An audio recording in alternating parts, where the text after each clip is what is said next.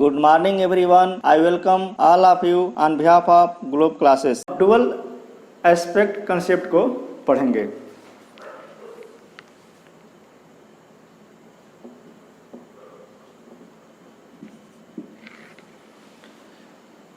तो आज पर dual aspect concept, every transaction has two aspects, debit and credit of equal amount and both should be recorded at two place.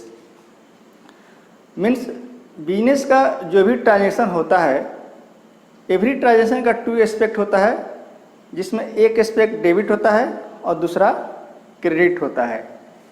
इसका मतलब क्या है कि हर एक ट्रांजेक्शन को रिकॉर्ड करने के लिए कम से कम दो अकाउंट की रिक्वायरमेंट पड़ता है.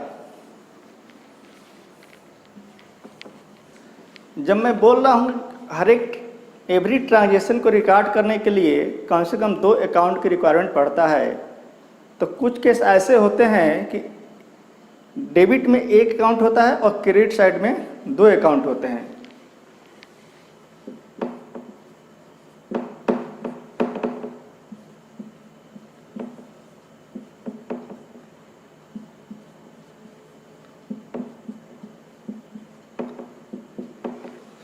या ये भी हो सकता है कि क्रेडिट में एक अकाउंट हो और डेबिट में दो हो.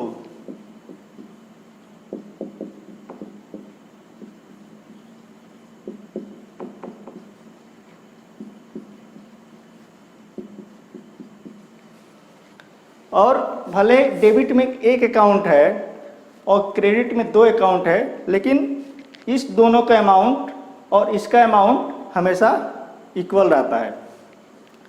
इसको हम कुछ एग्जाम्पल से समझते हैं.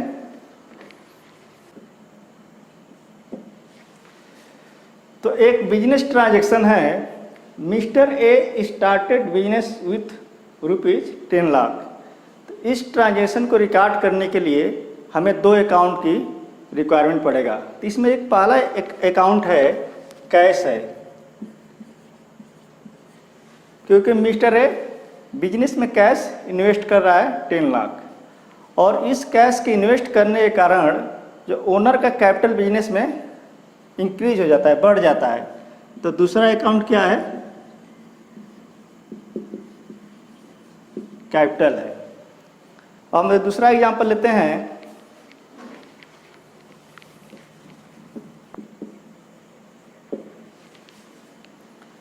एक दूसरा बिजनेस ट्रांजैक्शन है, business firm purchase machinery for ₹1 lakh. तो इस ट्रांजैक्शन को भी रिकॉर्ड करने के लिए हमें दो अकाउंट की रिक्वायरमेंट पड़ेगा. तो इसमें जो पहला अकाउंट होगा वो मशीनरी होगा, और जो दूसरा अकाउंट होगा कैश होगा, क्योंकि इसलिए जब मशीनरी परचेज कर रहा है तो उसके बदले में कैश पे कर रहा है. एक थर्ड एग्जांपल देख लेते हैं.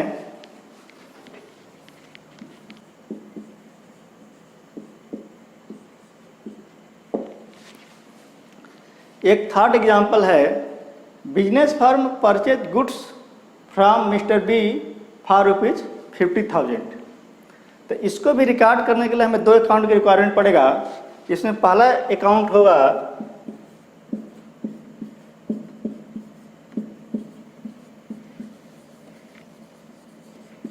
स्टॉक ऑफ गुड्स और दूसरा अकाउंट होगा लायबिलिटी.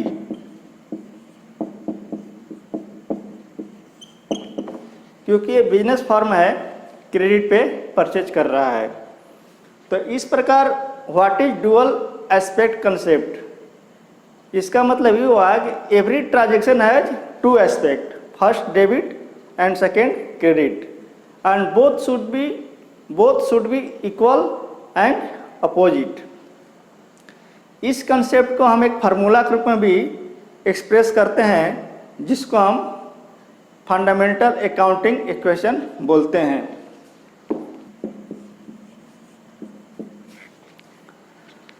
हम डुअल एस्पेक्ट कंसेप्ट को इस अकाउंटिंग इक्वेशन के रूप में भी एक्सप्रेस करते हैं. इस केस में क्या होता है, एक एसेट जो होता है ऑलवेज कैपिटल और लायबिलिटी के बराबर होता है। इसका मीनिंग ये है कि बिजनेस का जो भी एसेट है वो ओनर और आउटसाइडर के क्लेम के इक्वल होता है। और ये जो कंसेप्ट है बहुत ही ज़्यादा इम्पॉर्टेंट है। Double entry system of recording इसी कंसेप्ट पे बेस्ड होता है और इसी कारण बैलेंस शीट का 2 पार्ट होता है, एसेट एंड लायबिलिटी, और दोनों हमेशा इक्वल होता है। Please like and share this video, subscribe my channel, send your feedback through comments. Don't forget to press bell icon.